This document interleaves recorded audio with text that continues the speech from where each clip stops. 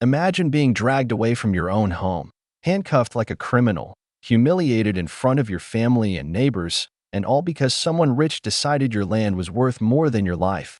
But what if the man they wronged wasn't just a poor farmer, but someone whose real identity would shake the entire town to its core? Stay with me, because what you're about to hear will leave you stunned. Now, let's begin. In the small, sun-baked town of Millstone, tucked away between the rolling fields of Kansas, lived a humble farmer named Samuel Reed, a man who wore weathered boots, a threadbare hat, and a heart full of unwavering integrity. Samuel had lived on the same patch of land for generations, just like his father and grandfather before him, nurturing the earth, raising cattle, and growing wheat that fed the entire county. But to the rich and powerful developer, Mason Cartwright, Samuel's land was nothing more than a lucrative opportunity waiting to be seized. Mason had plans to build a sprawling luxury resort, a playground for the wealthy, and Samuel's modest farm sat right in the center of his grand vision. At first, Mason tried to buy Samuel out, offering him stacks of cash that would have tempted any man desperate for a better life. But Samuel refused, saying, "This land isn't for sale, not now, not ever." Frustrated by Samuel's stubbornness, Mason turned to darker methods, whispering into the ears of corrupt town officials, pulling strings, and finally slipping envelopes of money into the hands of the local police chief. Men who were supposed to protect the innocent but instead bowed to power. One morning before sunrise, sirens shattered the stillness of Millstone. Police cars rolled down the dusty road leading to Samuel's house, and officers stormed in, shoving Samuel to the ground as his wife Martha and their young son Caleb watched in horror. They accused him of fabricated crimes, land fraud, illegal farming practices, even false charges of assaulting a town official. Samuel, stunned and betrayed, was thrown into the back of a squad car as his neighbors watched in disbelief. Rumors spread like wildfire, tarnishing the reputation of a man who had once been the town's quiet hero. And as Samuel sat alone in a cold jail cell, he wondered how everything he built, everything he loved, could be ripped away so easily. But what Mason didn't know, and what the town was about to discover, was that Samuel Reed wasn't just a farmer. He was once a powerful investigative journalist who had dismantled corrupt empires before choosing a quiet life. Samuel had files, documents, and recordings hidden away that could expose not just Mason, but half of the officials running Millstone.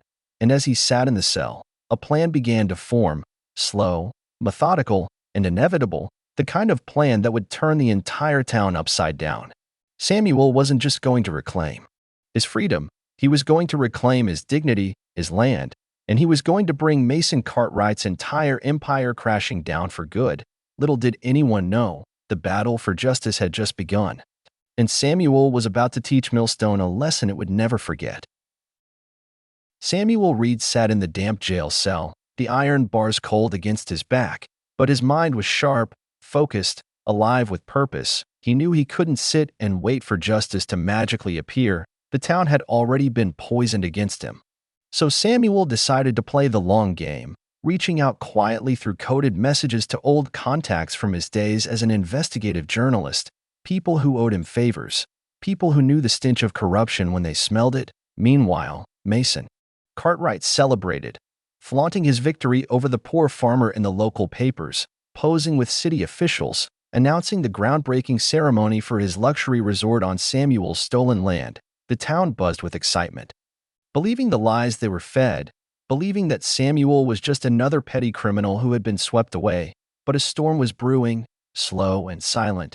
Samuel's wife Martha, along with their son Caleb, secretly retrieved a hidden briefcase buried beneath the old oak tree on their property. Inside were photographs, recordings, and signed documents, undeniable proof of Mason's dirty dealings, the bribery of town officials, the illegal land acquisitions, the manipulation of police reports, and worse, evidence linking Mason to financial crimes that stretched far beyond Millstone. Martha, a quiet woman underestimated by everyone, carefully leaked snippets of evidence to local independent journalists, bloggers, and then national media outlets.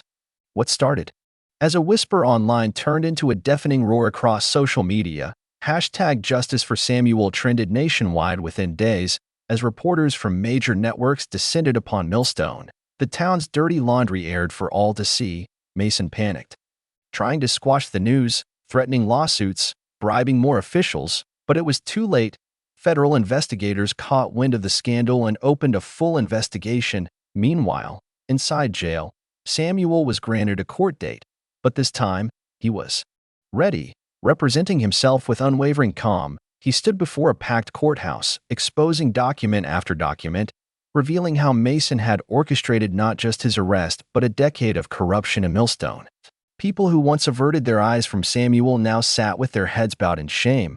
Samuel Reed didn't waste a second after walking out of that courthouse. The battle was bigger than Mason Cartwright.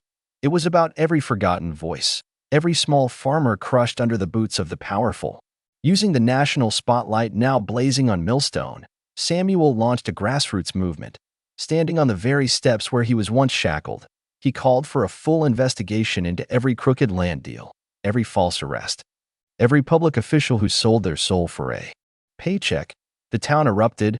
Farmers, factory workers, teachers, and even students rallied behind him. It was as if Samuel's suffering had unlocked years of pent-up anger in the hearts of everyday people. Politicians tried to spin their own narratives, but the truth spread faster than lies this time. Within 6 months, multiple resignations rocked the town council. The police chief was removed, and Mason's luxury resort project was seized under federal forfeiture laws. But that wasn't all. Thanks to the evidence Samuel had safeguarded, dozens of stolen lands were returned to their rightful owners, including Samuel's precious farm, and with the restitution money Mason was forced to pay, Samuel didn't just rebuild, he reimagined, transforming his farm into a cooperative that provided jobs, food, and education for the entire community. He named it Freedom Acres, a place where no one would ever again be thrown off their land because of greed. Meanwhile, Mason Cartwright sat in a federal prison cell, watching news broadcasts about Samuel's triumph. The tables had turned so dramatically that Mason's name became a nationwide symbol of disgrace. Textbooks would later tell the story of the small-town farmer who defied corruption and rebuilt an entire community from ashes. But Samuel didn't do it for fame. He did it for the next poor soul who might otherwise have been crushed. In the end, Samuel taught the world a lesson that echoed louder than any courtroom speech or viral headline. When you try to destroy a man who stands for truth, you don't just fail, you awaken a revolution. And Samuel Reed became a living legend.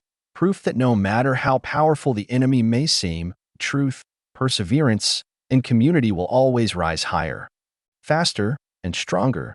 So never underestimate the quiet ones, the ones who till the soil and tend the land, because when they rise, they shake the entire nation to its core, and their roots run deeper than corruption ever could. If you loved this story of courage, justice, and ultimate redemption, make sure to hit that like button, subscribe for more mind-bending tales, and drop a comment about your favorite part. Your support keeps these powerful stories alive.